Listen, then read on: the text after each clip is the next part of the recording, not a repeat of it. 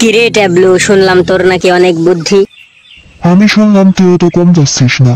বল তো তুই ধামা মাথায় কোথায় যাচ্ছিস? আমি এখন ডিম বিক্রি করতে যাচ্ছি। আচ্ছা বল তো আমার মাথায় কি? তুই বলতে পারলে হাসি ডিমগুলো তো। এইটা তো অনেক কঠিন প্রশ্ন, আমাকে আরেকটু সহজ করে দে। সহজ করে দিলে তো বুঝে ফেলবি আমার মাথায় ডিম আছে, তবে আমার মাথায় যা আসে সেগুলো খাওয়া যায়। এ তো অনেক শক্ত প্রশ্ন, এখন আমার মাথা চুলকায়। আরেকটু সহজ করে দে। আমার মাথায় যা আছে ভাঙলে কুসুম লালও হতে পারে, হলুদও হতে পারে। এইবার বল আমার মাথায় কি আছে? বুঝতে পেরেছি, তোর মাথায় কি আছে। বল তাহলে আমার মাথায় কি আছে? একটু ভাবতে দে। দুইটাই তো তাড়াতাড়ি উত্তর দে, আমার আবার ডিম বিক্রি করতে যেতে হবে। তাড়াতাড়ি বল। তোর মাথায় ঝাড়বাতি। তুই পারলি না। তোর প্রশ্নটা আরেকটু সহজ করে দে। আমার মাথায় যা আছে তা হাড়ি হিসেবে বিক্রি হয়। এইবার বল তো আমার মাথায় কি আছে?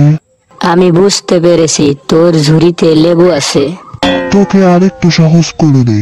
আমার মাথায় যেগুলো আছে এগুলো ভেজেও খাওয়া যায়, আবার সিদ্ধ করেও খাওয়া যায়। বল তো এবার আমার মাথায় কি আছে? আমি বুঝতে পেরেছি, তোর মাথায় সিদ্ধ আলু। তাহলে শোন, আমার মাথায় হাসির ডিম। এই প্রশ্নটা অনেক কঠিন ছিল, কিন্তু আমি একবার ভেবেছিলাম তোর মাথায় হাঁসের ডিম আছে।